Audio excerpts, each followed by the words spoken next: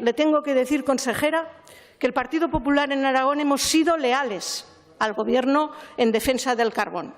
Hemos remado con ustedes en la misma dirección, defendiendo por encima de todos los intereses de los aragoneses y trabajando con el anterior ministro para hacerles entender lo que supone el carbón en nuestra comunidad social, económica y territorialmente. Hemos notado en esos primeros días un cambio de actitud en el Gobierno de Aragón, como muestra un botón.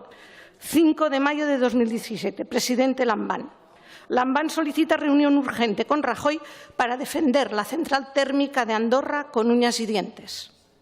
13 de junio de 2018. Lambán pide sensibilidad a la ministra Ribera para buscar alternativas al carbón. Señora consejera, mire, lo que ha pasado en este corto tiempo es que hemos pasado de un Gobierno que tenía voluntad de mantener el carbón y las centrales térmicas a un Gobierno que tiene voluntad de cerrarla, de una hoja de ruta que dejaba claro que era necesaria la continuidad a una que dice que es necesario acabar con ello.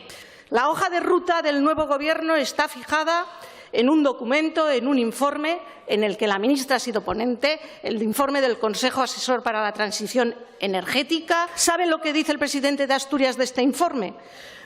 Que no se tome en consideración la propuesta del grupo de expertos que aconsejan acabar por completo con el carbón en España con el cierre de las centrales térmicas como muy tarde en 2025.